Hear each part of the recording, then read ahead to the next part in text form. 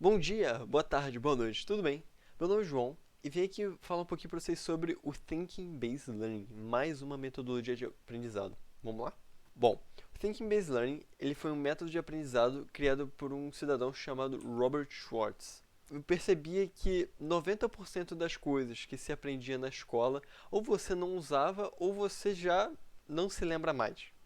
Tendo isso em mente, e com muita observação prática sobre o dia a dia no sala de aula, com os alunos de qual era a forma mais eficiente deles aprenderem algum tópico ou algum conteúdo, assim criou-se o Thinking Based Learning. E quatro habilidades que as pessoas geralmente tinham muita dificuldade era de exercer mesmo, era a tomada de decisão justamente do que deve ser feito em qual ordem, por exemplo, a resolução de um problema de uma forma geral, como é que você planeja esse problema, como é que você olha para um problema único e tenta resolver de uma forma única, comparar e destacar a informação, principalmente de forma gráfica, ou seja, vamos supor que há um gráfico de comparação de chuvas, por exemplo, chuvas de março de 2019 e de 2020. Poxa, porque de 2020, sei lá, tem um índice maior de chuva em comparação de 2019. Esse é só um exemplo de habilidade necessária que o profissional do século XXI necessita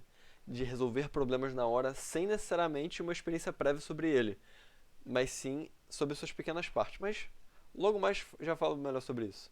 Uma coisa que acontece muito nos dias de hoje é uma falsa correlação entre informações, que ocorre o tempo todo. Como, por exemplo, tem uma piada nessa área da estatística: pessoas que carregam o isqueiro no bolso possuem uma chance maior de ter câncer.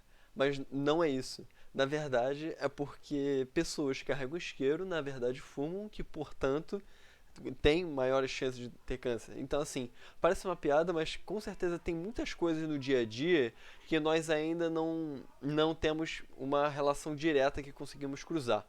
E por isso fazemos falsas correlações. E por isso mesmo, é por isso que nós não vamos atacar um problema em específico. Nós não vamos tentar solucionar algo ou aprender na prática com o Thinking Based Learning.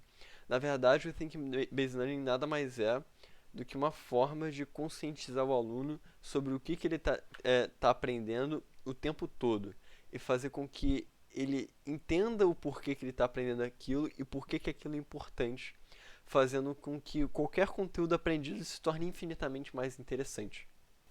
Como, por exemplo, também, essa tabela foi retirada de um artigo feito pelo próprio Robert Schwartz sobre Think Based Learning, sobre sua experiência, e foi traduzido por mim.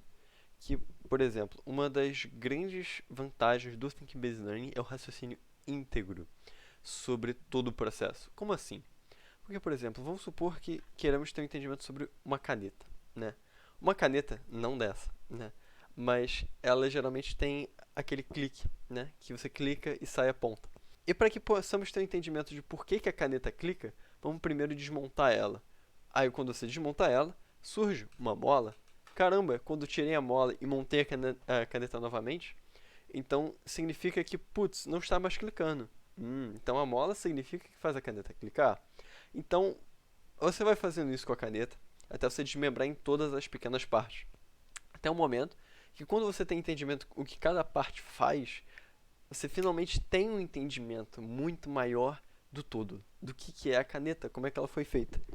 Então, é muito diferente de alguém te explicar assim: a caneta faz isso, isso, isso.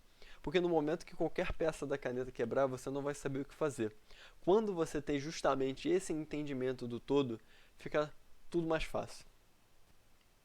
Outra coisa também, e outras tabelas também, que foram retiradas desse artigo e também traduzidas por mim, é esse skillful decision making que ele fala o tempo todo, que, por exemplo, muitas vezes, para justamente a gente aprimorar aquela tomada de decisão que as pessoas têm dificuldade no dia a dia, a gente primeiro precisa entender se aquela decisão é necessária ser tomada naquele momento. Como, por exemplo, bom, qual é o sabor do bolo que eu vou comer, sei lá, de sobremesa no jantar? Caramba, porque, por exemplo, se a minha prioridade, vamos supor, é produzir esse vídeo que você está vendo agora, eu não preciso pensar sobre bolo algum. Eu tenho que pensar, na verdade, sobre as decisões que eu tenho que tomar, todo o passo a passo para a produção desse vídeo. Por exemplo, o bolo eu deixo para depois. Então, na verdade, não é nem uma decisão de fato que eu preciso tomar agora, sabe? E visto também todas essas decisões, quais são justamente minhas opções reais, que eu tenho que tomar essa decisão. Também, quais são as prováveis consequências das minhas ações que eu posso tomar. E qual a gravidade dessas consequências, não só para mim, mas no todo.